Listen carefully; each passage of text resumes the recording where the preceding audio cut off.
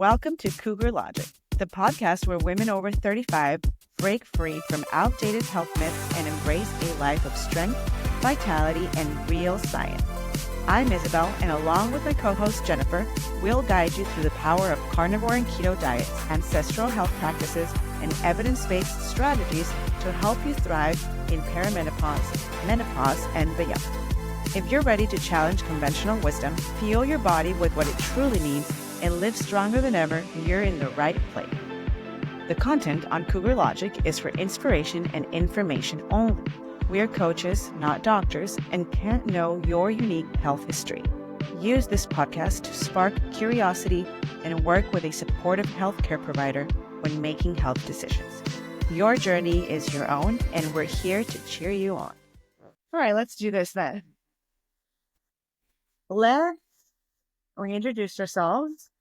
Let's talk a little bit about how we got here. And that way everyone can start to get to know us and know that we too come from a humble background. All right, why don't you go first? Okay, so from the very beginning, I started very young. Doing it all wrong, but I was like 13 years old when I started being interested in like food and exercise. I did it all wrong, but I also did it for the wrong reasons at first, right? I just wanted to be, I was growing up in the 2000s.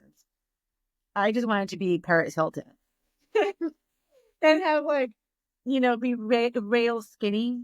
And so I ran a lot and I ate very little. And so that was not good. But I was in high school and I just kind of, bounced back really easily from stuff like that. But then I graduated high school and I went through a crazy period, as most of us do, where I just kind of drank a lot, ate a lot, smoked a lot, did all of the wrong things. And I gained a lot of weight. Well, to be fair, I weighed the same thing at my fattest that I weigh now. But I look completely different, right? Because then it was just fat. And now, I have a lot of muscle. So my body composition is completely different, even though I weigh the same. So, yeah, I did all the kind of the wrong things. And that was from the age of about 20 to maybe 25, where I was just all over the place. And then I came back and I started wanting to exercise again, trying to lose weight because I was really overweight. And again, I did it all wrong. I ran lots of miles every day and I ate meat, very little bits amount of food. I also took fat burners. And so I did manage to lose a lot of weight, but then I would gain it right back. Or, if I started eating more or exercised less, then I would just gain weight again. And things were not great with me emotionally and mentally either. And I don't know if that's just because of my age and stuff that I was going through, or if also my diet had to do with it. But I found my first book, An Intro into Nutrition, was a book by Jillian Michaels, and I can't remember the name of it. We all know Jillian Michaels, and I guess she's great in some circles, not so great in others. I don't know. But I did learn from her book that protein was important. She did push protein a lot. The only problem with that is that my protein was coming from either egg whites or kashi and chicken breast, right? And so I was eating either oatmeal and egg whites for breakfast or kashi for breakfast. And then I would eat salads, huge salads with maybe 4 pieces of chicken on top. Or Subway. I was big on Subway. I did a lot of Subway, and whole grain bread was my thing. And as long as I had whole grain bread and veggies and turkey on there, then I was good. But I still didn't feel good and I didn't look my best. And so that was not great. But then I found a book called Skinny Bitch And girl, that was my jam. That was me. I wanted to be a skinny bitch. So that was the book for me, right? I picked it up, I read it, and it turned out to be complete vegan propaganda, but I didn't realize it at the time, and I ate that up, all of it. I just took it all in, and I did what you assume I did, which is I went vegan. For 4 months, I went vegan. And when I tell you that I spent the 4 months not pooping, I was taking, let me tell you, I was not pooping. I was taking Beano on a daily basis. And I had crock pots of like beans or lentils, always cooking. Major shin splints on my legs. I just got iced myself daily. Yeah, and it was just not pretty, but I did not make the connection. Still, right? I didn't realize that it was my diet that was doing that. I did learn from that. I learned, or is where I started to learn to read labels.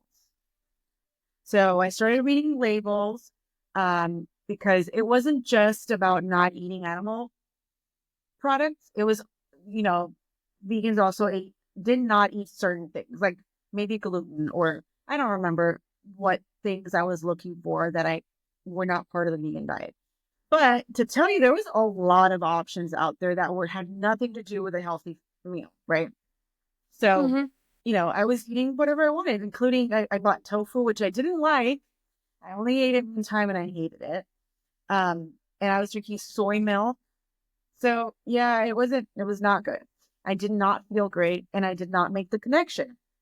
However, I started going to CrossFit, and CrossFit introduced me to Mark Sisson's The Primal Blueprint. And that man changed my life forever. And I will be forever grateful for him. And I hope that we one day get to have him on the show, because I have yet to meet him. And I'm very upset about that. But yeah, his book changed my life completely. I started doing everything. I mean, I'm very good at following diets. So I did that. I started following his protocol and I felt great. And then just things kind of snowballed from there. And now I'm at the other extreme, right? Carnivore is the opposite extreme of vegan, but I have to say I feel great. So I can't complain about that at all. That's a good story. You Mm. sound like so many women doing all the things that they think are going to get them results that inevitably don't. After I had my son, I was still doing CrossFit and eating paleo, but I was not feeling the same. And I think the thing that happened is that it really, you know how people just make up recipes all the time. And so suddenly you're eating just as much sugar as you were before. And I think that's what happened to me with the paleo diet too, was that I was just like cooking all kinds of things. I could eat all kinds of sugar as long as it was paleo. And so it didn't really, after a while, I just was not doing it right. If I had continued made exactly the way you're supposed to, then probably. And CrossFit also I didn't do very well with CrossFit after I had my son either. And I think it was the stress of it. Um, I was just putting more stress on my body than I needed to. And so that also I needed to change. And that's where I am today.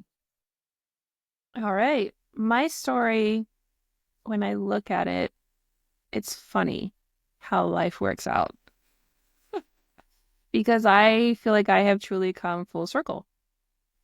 Back when I was in high school, yeah, we're going to go all the way back, I liked chemistry and I thought I wanted to be a pharmacist. And so, freshman year of college, I was a pre-pharmacy major. I worked as a pharmacy tech, which was always strange to me because, as a kid, you get sick, you take medicine, you get better. People that come into the pharmacy, they're there every month. They're not there with any hope of usually getting better. It's usually some sort of maintenance, what have you. And then, basically, I felt like I was going to be a overpaid pill counter that got yelled at by people who didn't understand their insurance. Um, So I made a switch to environmental science. And after college, I worked at the EPA on a contract. I did soil toxicology, and then I got into analytical chemistry. And from there, I worked for a cosmetic company, and I worked in the lab for a pharmaceutical company on the designing end of things. Well, during that time as an analytical chemist, you get to see safety sheets for lots of different chemicals. And on every safety sheet, there's something called an LD50. That tells you, usually mice is usually what they usually use, how much of this chemical is going to kill half of them. That's what an LD50 is. And so I would see these safety sheets and you would see like all the health effects. And then I started to notice them in the grocery store. And it's okay, sure. They don't put that much in one box of food. But what happens when you buy that box of food every time you go to the store? What happens when it's in multiple boxes? What happens when it's in combination with all these other chemicals? And so that sort of made me start to look at things differently, because working at the cosmetic company, one of the things I had to do was do an odor evaluation. I sniffed raw chemicals to make sure they smelled like they were supposed to. Anyway, finally got really sick, but that's another story. And so, you all have that experience where you go in your refrigerator and there's like some leftovers and you're like, that doesn't smell right. I shouldn't eat it. Same thing happens when you're sniffing raw chemicals. And so the one that really always stood out to me was BHT. Now, BHT is a preservative. It's banned in Europe. It stands for butylated hydroxytoluene, and it smells like mothballs. And I just had this instinct when I smelled it. I'm like, no, like no one should eat that. And you'll find it in cereals. I used to love Chex Mix. I won't touch it now. I haven't touched it forever. You find it in lunch meat. You find it in face creams. Like it's all over the place out there.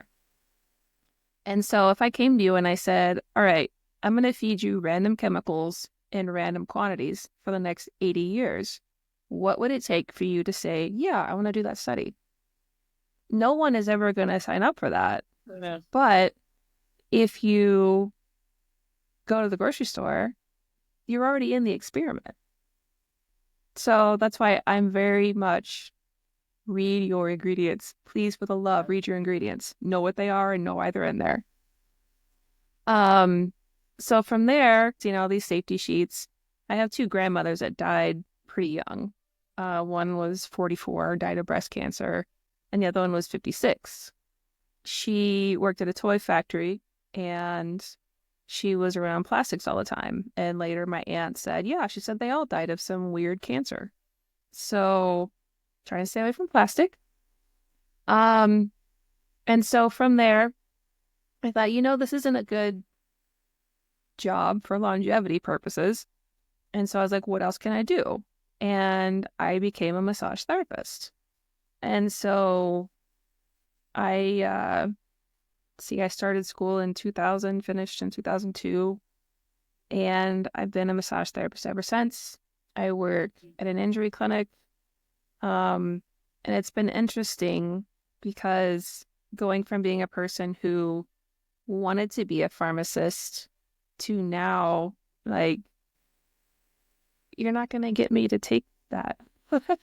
I haven't had NSAIDs since going paleo in 2014. And so how did I get to carnivore? I used to be really stiff. So if I sat down for 15, 20 minutes and I stood up, I would hobble like an elderly person. Was this and I was only after 38 paleo already? This is before. Before paleo. And so I remember I was home with my son, flipping channels, and I caught this little thing of Dr. Oz, and he's like, hey, do you need more energy? And I'm like, I'm 38 with a 2-year-old. What do you got? And he started talking about how if you're sensitive to gluten, it creates inflammation in your intestines and prevents nutrient absorption. And I thought, well, that makes sense because that's where nutrient absorption happens, is your small intestine. And so I was gluten-free unless there was a pizza laid around for a little while, and it helped, but it wasn't enough. And then one day I saw this post for Whole30, and somewhere in the description, it was Michelle Tam of Nom Nom Paleo who had posted it. It said something about being anti-inflammatory. And I thought, well, that just makes sense. Like, instead of taking anti-inflammatories, why not just eat that way? And so I did that. And after those 30 days, I tried adding the things back, and I couldn't. You know, if I added back wheat or dairy or sugar, you know, my joints would hurt. I just didn't feel good. And that's when I started to put things together, because I started to notice I thought my hands hurt because I'd been a massage therapist for 10 years. And then I discovered that my food choices were affecting whether or not my joints hurt. And so then I looked into autoimmune paleo. And I did that for a while. And at the time, I was also a big fan of Terry Wahls, because, I mean, the woman went from a wheelchair to a mountain bike, even though she has secondary progressive multiple sclerosis, which typically you think you have MS, you're done. That's what they tell you. And so part of her protocol is 9 cups of vegetables a day. And so I did autoimmune paleo with the 9 cups of vegetables a day from 3 different categories, with like the protein and the fats and all those other things. And I was all right. You know, I mean, I don't eat carnivore because I don't like food. Like, I love food. It was, you know, it worked for a while. And then one day I went skiing, and I didn't get to go skiing very often. And so whenever I go, I ski almost until like it's hard to walk back to my car. Like, I never leave the mountain because I don't want to ski. It's usually because, okay, your legs are tired and you're probably going to get hurt. And so after that, I had what I think was an autoimmune flare. I think I have a tendency for rheumatoid, just because I can affect my joint pain with food choices, and it's symmetrical. It's usually in my extremities, worse in the morning, like all the things. My great grandmother was wheelchair bound with rheumatoid. And so after that day of skiing, I had this autoimmune flare where I literally had no energy for a week. Like, all I could do was lay on the couch. And if you know me, that is not me. I'm usually go, go, go all day long. And so then I went back to the drawing board, and I looked at Dr. Gundry, and I read his book, The Plant Paradox, which is interesting because he has me up to a point, and then like he changes his tune and he sort of loses me. Anyways, so then I started following these carnivore doctors, and I was like,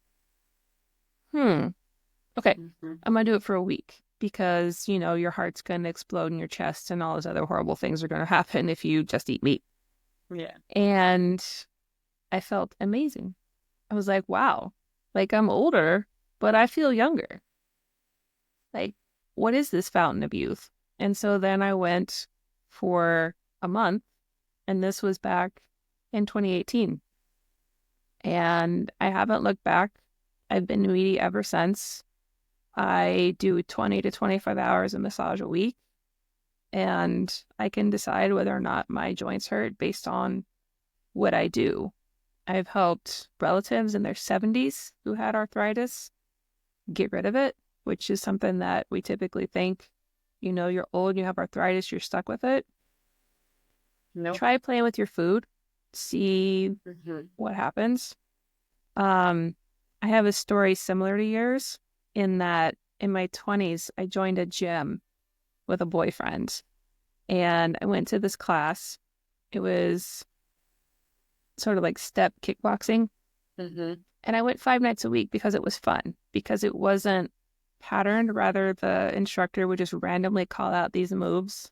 And so it was kind of like a dance class a little bit, but workout, I don't know. And in that year, I gained 30 pounds. And for a long time, I used to tell myself, like, wow, like I was really buff. And like I got to the place where I needed to buy bigger clothes. And Uh-huh. I was like, I did not join the gym to buy bigger clothes. But I also ate on the way to work. I ate when I got to work. I had a snack at 10:30. I ate at noon. I ate again like in the afternoon. And then I would, eat on the way to the gym. I would have to eat before I made dinner because my blood sugar was so low. And then the guys at work would joke with me and say, "Can you sleep all night and not have to get up and eat?" And I was like, sometimes. Sometimes I would get up and like, drink a glass of milk and go back to bed. And so I've been that sugar burner. Mhm. And I can say now I'm the same as I was then, but a smaller size in terms of weight. Mhm. And so I'm with you in that it's not what you weigh, it's what you're made of. Mhm. Yeah. Yeah. I think that's super important. Like I never would have thought that the number on the scale could be the same as when I was fat. Like I hate saying that word because I feel like I'll insult people, but I was fat and I weighed the same thing I weigh now, and now I'm not fat. So, where's the weight coming from? Fat or muscle? And I think what you eat is really going to affect that for sure. I think Oh, for where the thing is, I started so young, it's kind of dark. You can cut stuff out, right? Because I want to turn on the light. Yeah. Like that one. That's better. it's good. So I honestly have always felt like I don't have a significant story to tell people because I've always felt like I don't have a significant story to tell people because I started so young, right? Like I was paleo by the time I was 27 years old. And so my dilemmas or my problem was always really just weight, right? Which would have eventually become something, right? I probably eventually would have been diabetic or pre-diabetic or something along those lines had I not like learned and changed the way that I ate and the things that I believe. And sure, like eventually my mind changed from just wanting to be skinny to wanting to be strong to now wanting to be healthy and strong. Um, and that that mentality has evolved along with my diet and my lifestyle, right? Those things kind of have gone hand in hand. And but I have never had problems like most people have problems like diabetes, joint pain, um, you know, PCOS. I never had any of those things. And I think it's because I started so young and I started taking care of myself so young that really my biggest struggle was just how much I weighed or how I looked in my clothes. Now that I'm older, when I eat the wrong thing, I notice stuff, right? Like joint pain, for example. Pain in my hands hurt. Um, but I haven't lived with any of those things ever because I avoided it. I started so young. I changed my tune right away. Um, so yeah, so I haven't had those struggles. And I feel like in a lot of ways, I cannot or people don't relate to me because of Um, but they do relate to me when it comes to the weight issues, right? Like, Yeah, and as being for especially Hispanic women struggle with weight our entire lives. And if you think about it, we are raised eating rice, tortillas, bread, beans on a daily basis. So how are we not going to struggle with our weight? true. And I have the a different problem in that I feel like so many people are motivated by weight loss. And I don't really have a before and after weight loss story. And so I feel like a lot of people are like, "Oh, you're a skinny bitch. Like, what do you know?" I'm like, I know that when I was in middle school, I was a sprinter on the track team. And as a sprinter, you develop a lot of gluteal muscle. Well, one day my mom made me turn around and she took a picture, finished the roll, had it developed, this is back in the day. And then Your she butt. hands it to me, a picture of my butt, and says, I think you need to know how big it's getting. Yeah, that happened to me. I'm tall and I went to modeling school around that same time. And of course, after my tuition check cleared, they told me I was too fat. They wanted me to get down to 120 pounds. Right now, I weigh 165. So I don't know where I would go at 120. But this is the, 90s when like the anorexic, Paris Hilton look was in, I guess. Mm-hmm. So, I mean, yes, I've never really been fat, but I've been called fat, essentially, By my mom. by my mom. Yeah. Yeah, I mean, unfortunately, you know, my mom never, I don't think, purposely made me, definitely never called me fat or anything like that. Mm-hmm. But she called herself every single day. Every single day of her life, as long as I've known her, maybe not so much now, but she's actually at the lowest weight she's ever been now. Like she's lost a lot of weight, and she's kept it off and she eats a lot better. And, she's older too. But every single day of her life, she sometimes was, sometimes wasn't, right? Like, yo-yo dieting type that we all grew up with. Sometimes she was up, sometimes she was down. But even when she was down, she was still calling herself fat. And I saw that. And I do think that even though I turned it around and I do feel like I made something positive because I'm happy. I love what I do. I love the way that I eat. I do not feel deprived. Even though I guess people could consider it some sort of food, what do you call it? Uh, Orthorexia. yeah, I mean, I guess, but I eat a lot. And I feel great. So I turned it around. You reminded me of when we were together in Texas and we went out to eat with the guys from Heart and Soil. That was so. And we all just ordered our cut of steak. And we're on the ride back. You said to me, you're like, Jen, we ate as much as the boys did. And I was like, I know. Yeah. We all ordered a 1 pound ribeye or New York strip. And we ate, I liked a tiny little piece, but only because those bastards like overcooked that little piece. That little piece was dry, so I didn't eat it. But we ate a 1 pound steak. I mean, I do that all. Mm-hmm. But I mean, we were sitting at a table, just you and me, two girls. The rest of them were all middle. And we ate the same amount of food as them. And I'm so Yeah. proud of that. Oh, totally. Yeah. I'm so happy with that for sure. Yeah. I've never, well, I was going to say after my mom, showed me a picture of my backside, I went to the library and I got books because that's my thing. Like, what's the book say? And one book said, don't eat any carbs. And the other one said, don't eat any fat. And I went, okay, well, the truth must be someplace in the middle. And so that's how I skipped the low fat nonsense of the 90s, as I never really paid much attention to either of them. So at the time, you just kind of did a little bit of both. Yeah. So you never had that problem where you were just overeating carbohydrates. You were just realizing that the food that you were because you were eating every 2 hours.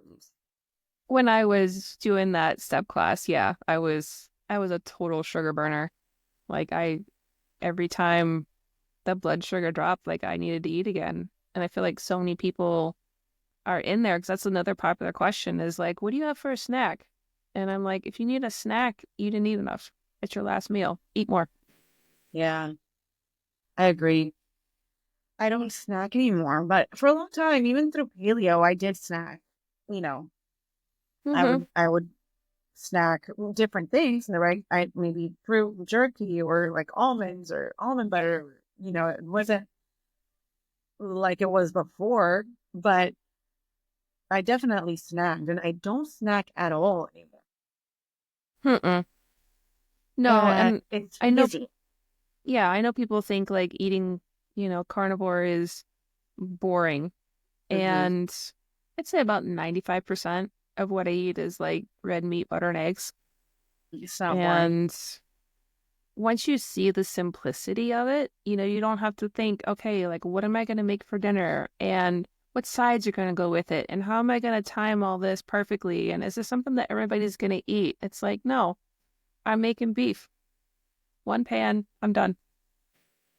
I love that about carnivores so much, honestly. Like, I do not need to worry about it. Like, I'll either cook a steak or I'll grill, sometimes chicken, Hmm. but I always know what I'm going to eat, and it's easy and it doesn't take a whole bunch of time. And I don't need to meal prep a bunch of meals.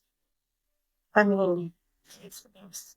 I mean, my meal prep is I'll make a dozen hard-boiled eggs or I'll throw a tray of meat cookies, basically hamburgers, in the oven and, cook them all at once. And I take them with me and I eat them cold because Yeah. they're good. And yeah, I mean, and meat is really good cold. Um, I like to meal prep. I'll like pre-cook boiled eggs and maybe like ground beef because I really like ground beef and boiled eggs for breakfast. I call it a salad.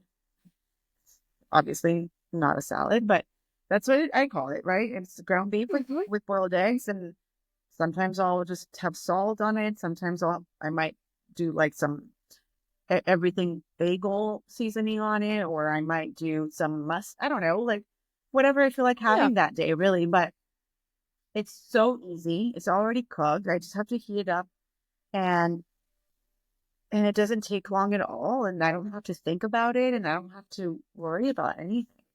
No, I love a good meat salad. Sometimes I'll put, some Primal Kitchen dressing on there, but I mean, it's easy and it fills you up. And it's not boring at all. Like, No. who doesn't like pulled bacon or ribeyes? Like, who doesn't like to eat that stuff? I don't understand. I was watching a reel, and it was a guy making fun of the people, the carnivore people, and he's eating a bowl of cereal, and he's saying how we're like, I don't know what he was saying, something stupid probably, but I'm looking at his cereal and I'm like, it doesn't even look good anymore. Like it literally looks like cardboard to me. It's the same color. I suspect he doesn't know why they created cereal. No, they don't know. He doesn't know why they created cereal at all. And I don't know. Most people don't know why they created cereal, by the way. But maybe you should tell them. Oh, Kellogg. He was, I don't know if fascinated's the right word, but he was really concerned, let's just say, about people and their sexual promiscuity, whether it was with somebody else or it was with themselves. And so he created He did not cereal. like people masturbating. No, Let's be clear on this one. he wanted men to, have fewer urges.